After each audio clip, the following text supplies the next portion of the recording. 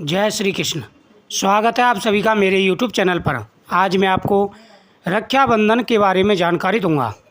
रक्षाबंधन का पर्व सभी बहनों के लिए बेहद ही खास होता है। इस दिन बहनें भाई की कलाई पर राखी बांधती हैं, उसकी लंबी उम्र की कामना करती हैं। रक्षाबंधन का पर्व बहुत बड़ा पर्व होता है। इस दिन भाई भी अपनी बहन को रक्षा का वचन देते हैं और क्षमता के अनुसार उसे उपहार देते हैं। भारत में राखी के पवित्र पर्व को बड़े ही धूमधाम से मनाया जाता है। इसे रिश्तों में विश्वास, मिठास और प्रेम बढ़ाने वाला पर्व मनाया गया है। इसे हर साल सावन मास की पूर्णिमा के दिन मनाया जाता है। वही इस साल 19 अगस्त 2024 को रक्षाबंधन का पर्व मनाया जाएगा। इस दिन सर्वार्थ सिद्धि योग, रवि योग, शोभन योग और श्रवण नक्षत्र का महासंयोग बन रहा है। माना जाता है कि इस योग में राखी बांधने से रिश्तों में मधुरता बनी रहती है। लेकिन इस साल रक्षाबंधन के दिन भद्रा काल का साया भी रहेगा और इस काल में राखी बांधना अशुभ माना जाता है। रक्षाबंधन के दिन टाइम का विशेष ध्यान रखें। इस साल रक्षाबंधन के दिन भद्रा सुबह 5:53 से प्रारंभ हो जाएगी, जो दोपहर 1:32 पर समाप्त होगी।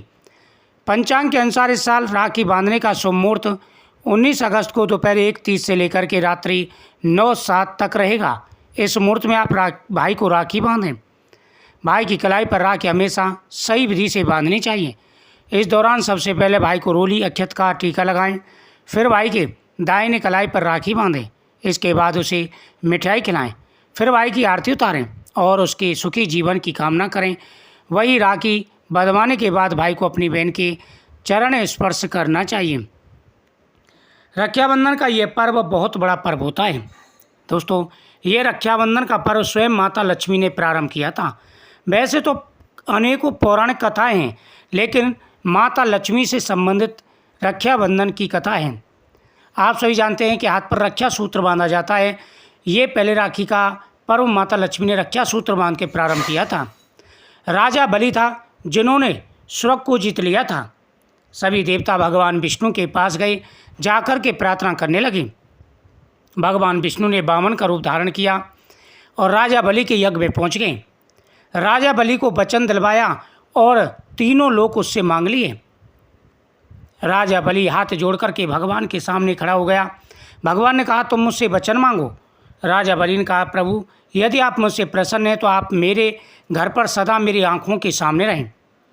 अब भगवान विष्णु राजा बलि के यहाँ पहुँच गए। सारे देवता विचलित हो गए, माता लक्ष्मी के पास गए। तभी माता लक्ष्मी ने राजा बलि के यहाँ पहुँच कर के उसके हाथ में रक्षा सूत्र बांधा। पूर्णमासी का दिन था।